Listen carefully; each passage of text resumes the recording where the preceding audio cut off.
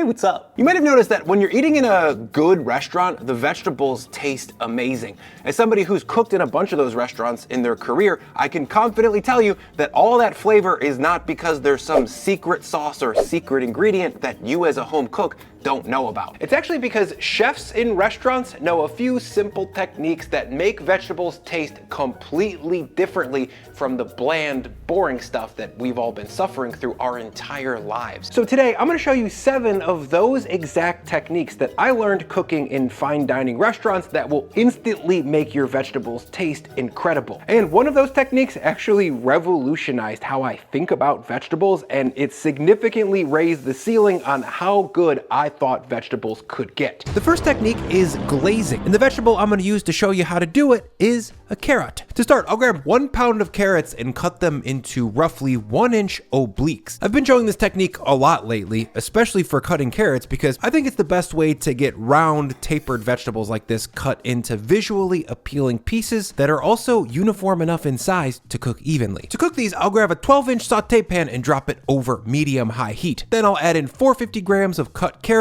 250 grams of chicken stock, or about 1 cup's worth, then 50 to 60 grams of honey, and 4 to 5 grams of salt. If grams aren't your thing, I'll have volumetric versions of all these recipes down in the description next to the grammed out version. From here, I'll bring everything up to a simmer, then drop on a cartouche, which in America we would call a parchment lid. This lets the liquid evaporate while also trapping enough heat around the carrots to cook them evenly. Without the lid, the carrots get more and more exposed as the liquid reduces, and they just don't get cooked through. After 7 to 8 minutes, I'll pop off the lid and give these carrots a little poke to see if they're tender, or bite it with your teeth. Either way, you want to feel like the carrot is soft, but also just a tiny bit firm, like it should still be holding itself together. From here, I'm gonna add in 1 gram chopped fresh thyme, a big pinch of lemon zest, the juice of half of a lemon, or about 10 grams worth, and then 25 grams of cold butter. From here, I'll swirl that around to get the butter emulsified into the reduced stock and honey. To finish, I'll hit this with some fresh cracked black pepper and taste for overall salt level. The finished dish should look glossy, but in a soft, satiny way, not a greasy, broken one. That's how you know that the butter is properly emulsified, and you're gonna get that silky, luxurious mouthfeel that really makes this dish special.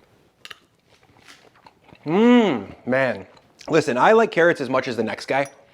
I think they're a great vegetable, but they're not that interesting. I don't crave them. This, on the other hand, is something that I want to eat all the time. It's savory, it's herbal, it's a little bit sweet, it's got the perfect bit of citrus and acidity to kind of balance everything out, and the texture of the carrots, you guys, is really something special. That moist cooking environment made them tender, but they still have just enough bite to be interesting. This is honestly an S-tier vegetable experience. I use this glazing technique on a ton of other vegetables like turnips, rutabega, parsnips, onions, radishes, sweet potatoes, leeks, snap peas, and kohlrabi. I love this technique because it has a finesse to it that makes vegetables taste beautiful. And it's easy and totally basic, so any skill level can get this right first try. The next technique is pan roasting. In the vegetable, Brussels sprouts. To get started, I'll grab 1.5 pounds of sprouts and prep them by cutting off the woody stem, then cutting them in half. Also, don't discard those loose leaves as they fall off. Those will get crispy and browned up with the pan roasting technique, and they're gonna end up tasting very good. Pro tip, do not buy Brussels sprouts that come in a plastic bag. The combination of the low oxygen environment and all of that trapped moisture causes them to ferment, which produces tons of sulfur compounds, which is a fancy way of saying that it makes them taste and smell like a butt. Always buy either loose Brussels sprouts in bulk or Brussels sprouts that have been packaged up in a net, like these ones. Now, to pan roast these things, I'm gonna grab a 12-inch stainless pan and drop it over high heat. I'd probably skip non-stick for this because it's only rated for about 450F, and this pan is gonna get quite a bit hotter than that. Once hot, I'll add in a lot more olive oil than you would probably use instinctively, like 3 to 4 tablespoons. Then I'll drop in my cut Brussels and shower them with a 3-finger pinch of salt. Then I'll give the whole thing a shimmy to get the salt and fat evenly spread out. And once they're coated, I'll add in even more olive oil because the Brussels soaked it up, and to get pan roasting right, right, you need plenty of oil between the vegetable and the pan. That's where all the browning comes from. The amount of fat is one of the two main differentiators between the Brussels sprouts you cook at home and the restaurant. The other key is heat. Most home cooks simply do not use hot enough pans. Pan roasting really only works when there's intense concentrated heat and plenty of fat. That combo sears the vegetables super fast and drives off all the moisture before it can turn to steam. If your pan's at a lower temperature like medium or medium high, the steam is going to cool it down and that inhibits browning and you end up with pale, limp vegetables instead of deeply browned, crisp ones. And after 6 to 7 minutes of roasting, I've got some serious browning on these sprouts and they're about 85% cooked through. From here, I'm going to tent them loosely with foil and then turn down the heat to medium low. This is going to help trap a little bit of steam, which will help round off any last bits of fibrous Brussels sprout still hanging on. And after 2 minutes under the foil, I'll just kill the heat and oh my god, these look good. At this point, these are S-tier Brussels sprouts that can be eaten as a standalone, but I'm going to show you guys how to turn them into a finished dish. Next, I'll move them over to a bowl, then I'll add in a half squeeze from a half lemon, or about 10 to 15 grams, then 2 to 3 huge grips of grated parmesan or pecorino, then a whole bunch of cracked black pepper, a big pinch of chili flakes, and of course, a little bit more olive oil. Then I'll stir to get everything dressed up, almost like it's a salad. Wait a minute, I forgot to put these in. These are fried capers, and they are salty and crunchy, and they are tailor-made to go with Brussels sprouts. To make these things, I just sizzled up some jarred capers that I dried briefly with some paper towel in a generous layer of olive oil for about 2 minutes until their moisture is cooked off and they're golden brown and super crispy. I don't know what else you could do to a Brussels sprout to make it taste better than that. It's got this nice cabbagey sweetness. It's just tender too. With cruciferous vegetables, sometimes the fiber can be a bit of a bummer and it feels like it's a chore. This is just soft without being mushy. Then you've got some umami from the cheese, you've got this crunchy salt from the caper, and then you've got just a little bit of acidity from the lemon to balance out all of that olive oil. It's just an amazing way to eat a vegetable. One of the best. By the way, this exact technique for pan roasting is also the best way to cook cauliflower, period, full stop. To get them right though, you wanna make sure that you cut the florets in a way that gives them the maximum amount of flat sides and right angles. Just like for the flat side of the Brussels sprouts, these are the areas that are gonna end up taking on the majority of the roasty browning. But yeah, just like for the sprouts, you roast it high and hot with plenty of olive oil, then tent for the last 2 minutes and make sure that it's seasoned with plenty of salt. To get similar results in the oven, I'll preheat my sheet tray for about 10 minutes at 450, then pull it out and hit it with some olive oil spray. To do that, I'm using the oil sprayer from Olivia, the sponsor of this vid. And I'm hitting the sheet tray with oil first to help the florets get nice and brown on the bottom. Once the tray's lubed up, I'll drop on the cauli, give that a generous spray, then season it with salt, and then throw it into the oven to roast at 450F for 15 minutes. I use spray oil for weeknight cooking pretty often because I don't have to get an extra bowl dirty tossing my vegetables or meat with olive oil. Instead, I spray it right on the food directly on the sheet tray and I get really even coverage. And as a result, super even browning. That said, I don't love doing this with store-bought spray oils since they're usually filled with propellants, additives, and very low quality oil. The Olivia oil sprayer is refillable, so you can use clean, high quality olive oil or any other cooking oil that you like. Plus, it's been meticulously designed to give you an even controlled mist so you get super even coverage with your oil without overdoing it. You can check out the Olivia oil sprayer at the link in my description and make sure to use code BrianL2025 to get 10% off. Ooh, baby. Look at that. They're so good. All right, the next technique is slow roasting, and the vegetable is beets. Slow roasting is a technique that I learned working in fine dining to get the optimal texture for hard to cook vegetables that have a lot of fiber in them. I also think this process is going to change your mind about beets. It definitely did for me. To start, I've got 1 pound of beets in a bowl and I'll add in a long ziggy of olive oil. There's a theme here. Then I'll add in a couple strong pinches of salt and I'll toss to combine. Next, I'll scoot 4 beets onto a double layer of foil. Then I'll crunch it up into a tidy little package. We don't want any steam from the beets to be able to to escape here, so make the package tight. Next, I'll drop the beets on a sheet tray, then load it into a 300F oven to bake for 60 to 75 minutes. This oven is about 100 degrees less than is usually recommended for roasting beets, but the lower temperature slowly, gently softens the beets and significantly lowers the risk of them being overcooked. At about the 70-minute mark, I'm gonna pull these out and check their texture. A cake tester should slide in and out easily, but you should also feel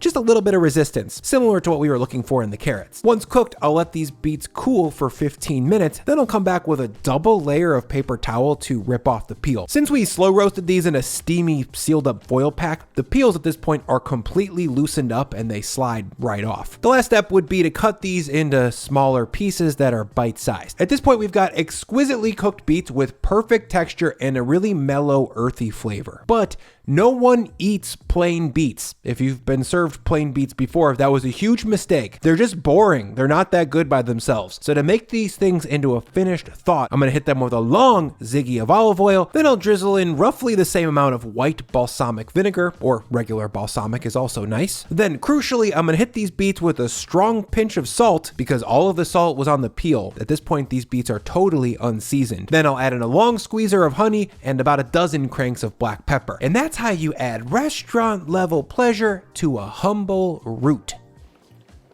Yeah, that's really good, but I am gonna add just a touch more acid. You're gonna need to do it to taste. You wanna make sure that there's a good balance between sweet, fat, and acidity, and also salt. I think anybody who has these is gonna like them. They're just, you know, Doug likes beets. They're nature's candy. Is that what he said? You know Doug, or are you too young for Doug? Doug, like fatty mayonnaise Doug? Yeah. Yeah, I know Doug.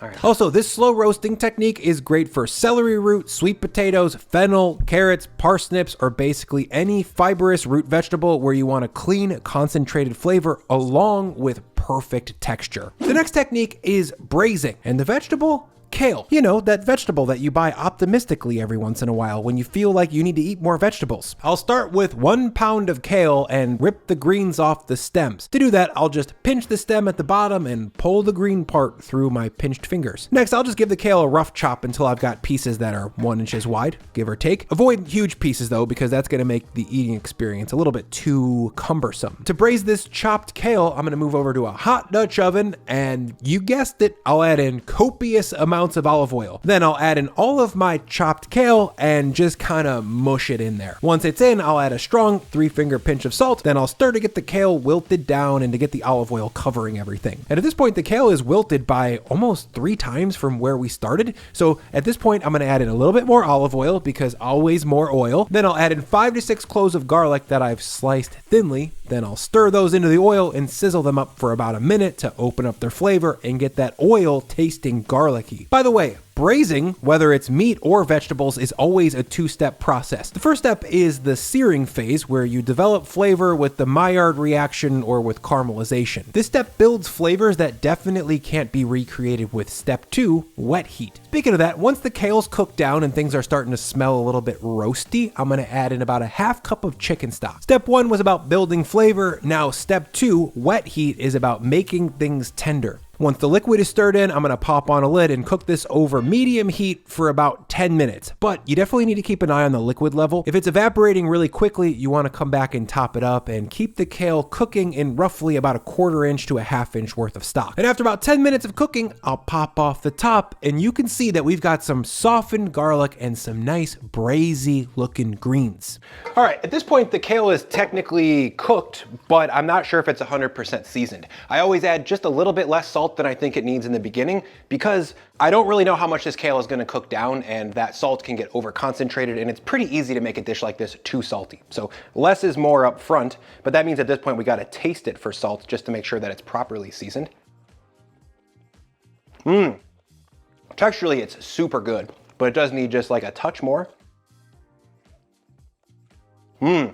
I got a bunch of garlic in that bite. Just so delicious, especially when it's paired with all that olive oil. This very, very simple vegetable that doesn't really have a ton of its own distinctive flavor really gets elevated from having that much fat. It gives you this buttery, luxurious mouthfeel that really carries it. Aside from this kale, this exact process is also perfect for all the other leafy greens like Swiss chard or collard greens, and it's my favorite way to cook my favorite vegetable, broccoli rabe. For the rabe, I'll sear the greens and florets in a ton of oil, just like I did for the kale. Then I'll add in some garlic and then some stock and cook it down for about 5 to 6 minutes instead of 10. Anyways, braising is just a really cool two-step technique to make green leafy vegetables, or honestly, pretty much all vegetables, taste amazing. The next technique is wok frying, and the vegetable is green beans. Wok frying is a super fast and very versatile way to make veggies taste good. And once you learn it, you're gonna be using it all the time. It's sick. I'll start with 1 pound of green beans and I'll clean up the uneven tippy parts. Then I'll cut them into roughly 1-inch lengths. For most wok fried vegetables, you kind of want them to be in these large bite-sized pieces. Any bigger, they're gonna be hard to cook evenly, and any smaller, they're gonna cook too fast and get too soft. Next, I'll grab a wok and drop it on the stove over my highest heat. By the way, if you're wok curious and you're thinking about buying one, I'll throw a link to the one that I like down in the description. Once this wok is ripping hot, I'm gonna add in a long squeeze of neutral high smoke point oil. Then I'll drop in all of my beans, hit them with a strong pinch of salt, then jump in and give them an aggressive stir fry. Right away, you can see how freaking hot this pan is. That's what's gonna make these beans taste super dope, but I definitely wouldn't recommend doing this process unless you have a vented hood over your stove. And after about 60 seconds, these beans are blistered and about halfway cooked. At this point, I like to add in some grated fresh ginger and garlic and stir fry for another 60 seconds or so. This part is totally optional though. If you want a cleaner, straight up green bean flavor, leave these out and keep frying beans only. And after about a minute, the garlic and ginger smell amazing and are taking on some color, but they're starting to stick. So to deglaze those and to soften the beans just a tiny bit more, I'm gonna add in a small splash of stock or water and then give everything one more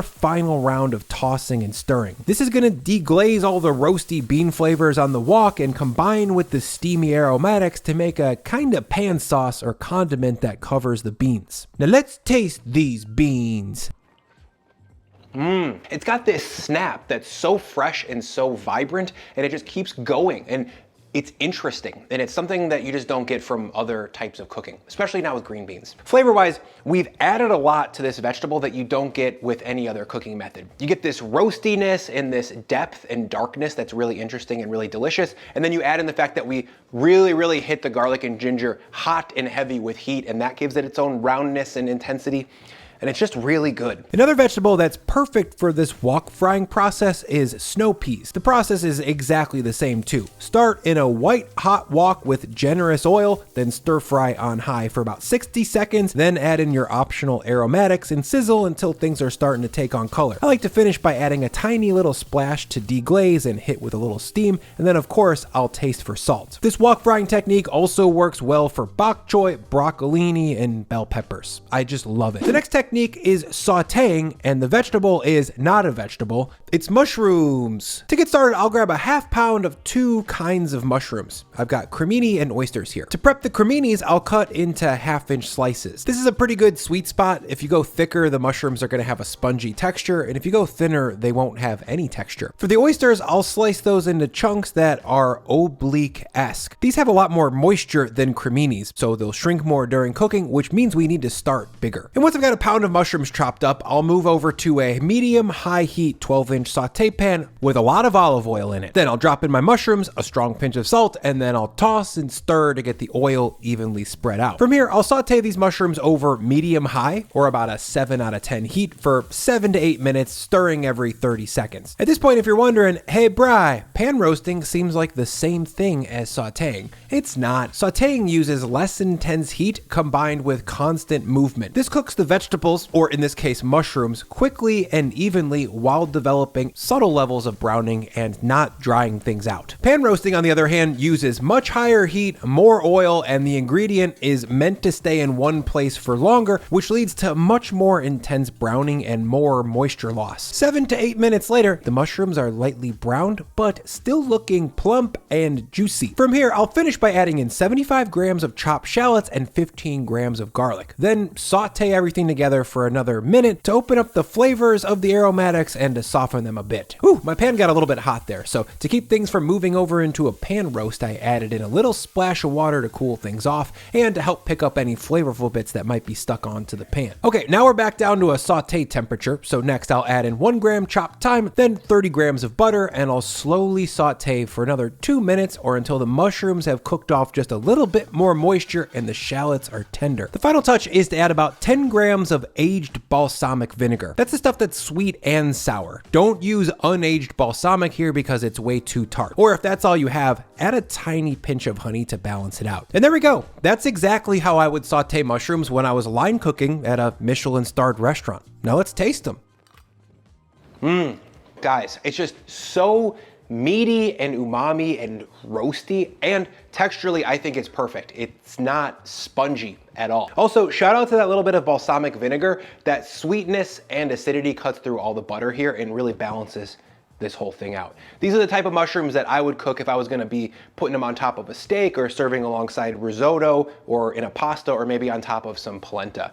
They're just the best mushrooms you can make at home. I really feel that way. The final technique that will instantly upgrade your vegetable cookery is broiling, and the best vegetable to show that process is asparagus. I'll start with a 1 pound bunch and then cut off the bottom third. A lot of talking heads will tell you that you need to feel where the natural weak point in the spear is and then bend each one until it snaps, but that's not really necessary. Just cut off the bottom third and things will work out. From here, I'll lay out the spears on a little baby sheet tray and drizzle with a 3-second squirt of olive oil, then a strong pinch of salt, and then I'll crank on some black pepper. Next, I'll roll the spears in the salt and oil to get them evenly coated. Don't skip this step. The results will be splotchy and unevenly cooked if the vegetable isn't evenly coated in fat. From here, I'll drop this tray in the oven about 3 or 4 inches under my broiler. Now, while that asparagus roasts, I'm gonna melt 25 grams of butter in a nonstick pan, then add in 4 to 5 cloves of minced garlic. I'll stir this to combine, then I'll use gentle heat to sizzle the garlic in the butter for about 1 minute. Don't be aggressive here. The garlic can go from sweet and roasty to bitter and burnt in about 10 seconds. I'll call it good when the garlic is on the verge of taking on color and it's fully softened. This takes about 90 seconds. Back at the broiler, after 2 minutes, I'll pull out the tray and rotate it, then slide it back in. My broiler is pretty spotty, so this is totally necessary to make sure that the spears are getting equal pain from edge to edge. And after about 4 minutes under the flame in total, I'll pull out the tray and then immediately pour over my warm garlic and the garlic flavored butter. Then I'll just roll the asparagus in that butter to get it all slathered up. The final touch is a little half squeeze of lemon and maybe a little bit more salt, maybe a little bit more pepper.